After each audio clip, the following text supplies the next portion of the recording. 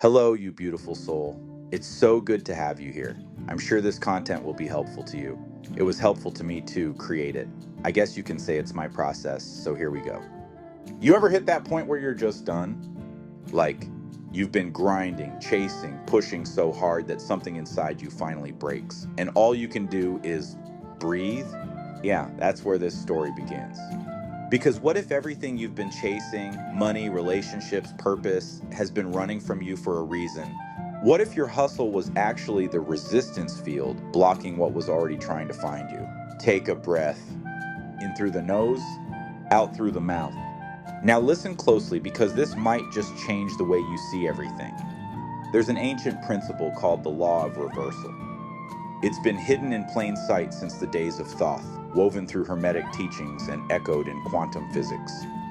It says, what you chase runs, what you release returns. In the quantum field, energy doesn't respond to words, it responds to resonance. If you say, I want abundance, but your nervous system is vibrating in scarcity, the universe doesn't hear the words. It hears the frequency. And the frequency says, I don't have it yet. So what happens? You chase, you grind, you tighten, you double down on control. And the harder you push, the more resistance you create. Sound familiar? I've lived it. There was a moment not long ago when I hit absolute zero. Finances gone, business collapsing, family in turbulence. I was white-knuckling everything, trying to force solutions with logic, hustle, and late nights. And then I surrendered. Not the kind of surrender where you give up. The kind where you open up. I sat there and said, I'm done trying to force what's not in alignment. I meant it. Within 20 minutes, an opportunity showed up, completely out of the blue. A job offer in a field I'd already been passionate about, regenerative medicine. Within 2 hours, a new relationship connection appeared, right after I released one that was misaligned. No chasing, no forcing, just resonance. That's the paradox of surrender. When you stop chasing, life starts chasing you. See, the universe is like an orchestra. Every emotion, every thought, every intention you hold is a note. When you're tense, off-key, and overplaying your part, the symphony can't harmonize. But when you relax, breathe, and play your true tone, everything else tunes to you. That's not poetry, that's quantum coherence. Your heart emits the strongest electromagnetic field in your body, 5,000 times stronger than your brain. That field literally syncs your biology to your external reality. It's a broadcast. And when it's coherent, when your heart, brain, and breath are in rhythm, the field around you organizes to match it. That's not hocus pocus, that's physics. So let me ask you, are you grinding your frequency into static, or are you tuning your tone into flow? Take another breath. Feel it drop from your head into your chest. That feeling, that's your field realigning. Now let's talk about surrender. Because surrender is not weakness, it's wisdom. You're not meant to control outcomes, you're meant to conduct resonance. That's the language the universe speaks. Remember, in quantum mechanics, observation collapses potential into form.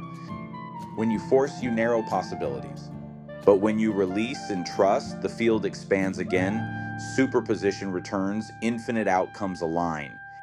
The hand of God or the intelligence of the universe moves through that opening. Nature works the same way. The seed doesn't dig its way through the soil, it surrenders to darkness. And the pressure of the soil is not punishment, it's preparation. The cracking of the shell looks like death, but it's birth. That's what your challenges have been. Quantum pressure molding coherence. Every breakdown in your finances, relationships, or health was the pruning before the bloom. Just like a tree gets cut back before it bears fruit. And yeah, I know surrender can feel terrifying. Especially when the rent's due, the phone won't stop buzzing, and your heart feels like a cracked open safe. But here's the miracle. The moment you stop fighting for control, the nervous system recalibrates. Your electromagnetic frequency stabilizes. And suddenly, synchronicity starts showing up again, stacking like dominoes. This isn't mystical thinking, it's neurobiology. When your parasympathetic system engages, when you exhale and release, the body shifts from survival into creation mode. That's where new ideas, relationships, and opportunities appear, because you're finally receptive. So how do you practice this? Start with coherence. 3 steps. 1, bring your awareness to your heart. 2, breathe slowly in and out for 5 seconds. 3, feel gratitude for something real. That combination tunes your electromagnetic field, and your field tunes reality. It's alignment before action, frequency before form. That's the real law of attraction. Not thinking harder, but feeling clearer. Let me ask, where in your life are you forcing what wants to flow? What relationships are you trying to resuscitate that died so something higher could be born? What job are you grinding at that's blocking your greater purpose? Maybe, just maybe, it's time to stop digging and start listening. When I let go of my failing business, the universe opened a door I could have never strategized. When I released a relationship that was taking more than it gave, I was met with one that matched my frequency within hours. It's not coincidence, it's quantum coherence. Surrender plus alignment equals effortlessness. And here's what I've learned.